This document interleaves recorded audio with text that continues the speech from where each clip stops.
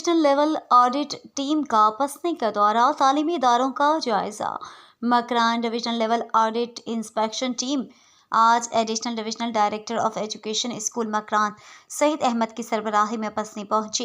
Team ने मुख्तलिफ स्कूलों का दौरा करके क्लस्टर बजट, रेगुलर बजट और स्कूलों में ज़र तामीरात का तफसीली जायजा लिया।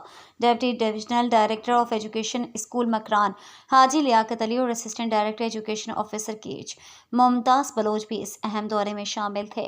आज टीम ने government higher secondary school Pasni, government boys high school Babbarshor, government boys high school Shapanko बाज़ार, government boys high school Mastani रेक बाज़ार, government girls high school Pasni, government girls high school Babbarshor, government girls high school बाग बाज़ार और government girls high school Parag का दौरा किया। इस दौरे का मकसद स्कूलों में तालीमी मयार को बेहतर बनाने के लिए जारी कोशिशों का जायज़ा लेना और मौजूदा वसाइल और सहूलियात का मुआयना करना है। इसके अलावा तामीराती कामों की पेशरफ्त का जायज़ा लेना भी इस दौरे का अहम मकसद है।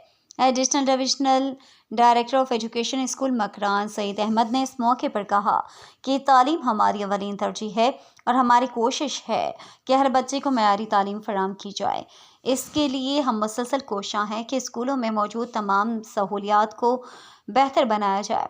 उन्होंने मज़ीद कहा कि इस दौरे से हासिल होने वाली मालूमात की रोशनी में मज़ीद बेहतरी के लिए इक़दाम किए जाएंगे।